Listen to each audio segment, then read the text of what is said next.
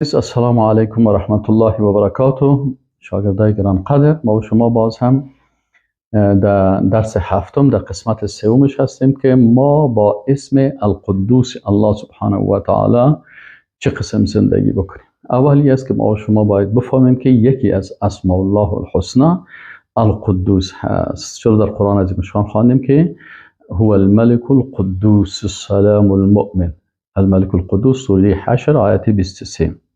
پس یکی از اسماء صفات الله سبحانه و تعالی هست. دیگه فهمیدیم که الله سبحانه و تعالی که القدوس است به معنای یعنی ذاتی که به تمام صفات کمال، صفات عظمت مجد توصیف میشن.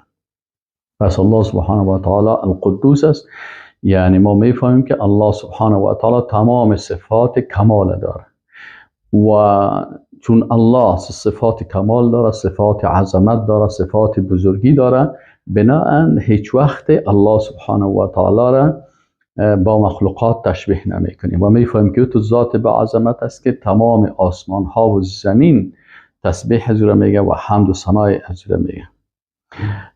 همچنان فهمیدیم که القدوس وقتی که ما فهمیدیم به این معنا که الله سبحانه و تعالی از تمام نقصان ها در ذاتش، در صفاتش، در افعالش، در احکامش، در عباداتش، در تمامش الله سبحانه و تعالی از تمام نقصان ها و عیب هایی که مخلوقات داره پاک است. پس هیچ وقت در ذهن انسانی که موحد است و یکتاپرست است و الله را میشناسه، هیچ وقت در ذهنش چیزی از این نمیگرده که مثلا با الله سبحانه و تعالی کدام صفت نقصان، مثلا ما وقت میخوریم ناقص هستیم، ضعیف هستیم، ما ازدواج میکنیم به خاطر نقصان ما هست، ما به اولاد نیاز داریم به خاطر نقصان ما هست، به واسطه نیاز داریم نقصان ما هست. اینال الله سبحانه و تعالی از تمام این نقصانایی که ما مخلوقات داریم پاک است. از این خاطر وقتی که در مورد صفت القدوس الله صحبت میکنیم، در اینجا باید مخلوق کاملا از ذهن خود دور بکنیم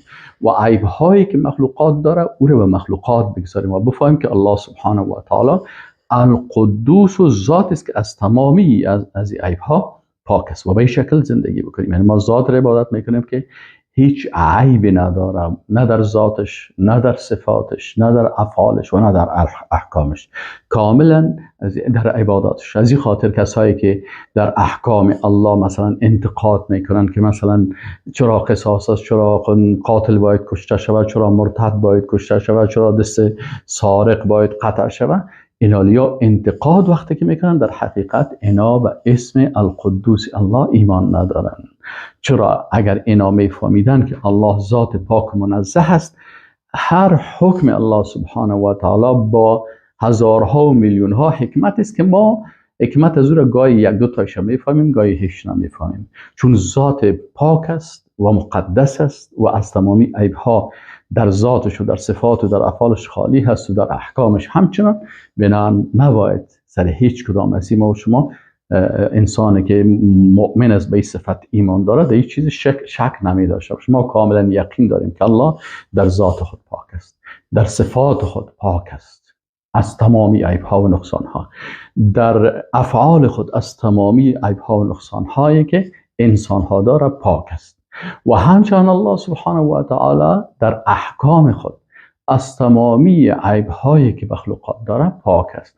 یک انسان یک حکمی را میکنه، در حکم از او عیب میباشه، عاقبتش نمیفهمه یا مثلا احکام غلطی را صادر میکنه و بعد از او حکمش تجربه میشه غلطی ثابت میشه، اما احکام الله سبحانه و تعالی از تمامی عیب ها پاک است. به این شکل باید انسان مسلمان موحده که الله را مشناسه با صفت قدوسش با همین قسم زندگی بکنم. همچنان المنزه عن الانداد و الاولاد، باید وقتی که الله مقدس است بناهن شریک، ند، اولاد، فرزند، چیزهایی که در ذات الله مثلا نقص وارد میکنه، از تمام از اینا پاک است الله سبحانه و تعالی. شریک نداره، فرزند نداره. ما فرزند داریم، چرا به فرزند احتیاج داریم. من میگم فرزند داشته باشم، باز من پیر شدم، ضعیف شدم، باز اولادایم کتم کمک بکنه، دستم بگیره، دخترم کتم کمک بکنه، پسرم برم کمک بکنه. اما الله سبحانه و تعالی به این چیزها نیاز نداره، مقدس و پاک است. باید به این شکل ما بفهمیم. به این شکل باید بفهمیم که الله سبحانه و تعالی هیچ چیزی در کمال از او به مثل از او نیست، مشابه از او نیست. پس الله سبحانه و تعالی کامل است. اگر ملائکه هست، اگر پیغمبرها هست، نبیین، صدیقین، شهدا، صالحین، هیچ کسی به او کمال و عظمت الله سبحانه و تعالی رسیدن نمیتونه. این خاص مربوط الله سبحانه و تعالی است. و به این شکل ما زندگی میکنیم که الله سبحانه و تعالی را میشناسیم. بنابراین فهمیدیم که الله دارای تمام صفات کمال است و ما انسان ها صفات نقصان داریم. الله سبحانه و تعالی ذات است که از تمام عیب ها و نقصان هایی که مخلوقات دارن از این پاک و منزه است. به این شکل ما الله را میشناسیم. و السلام علیکم و رحمت الله و برکاته.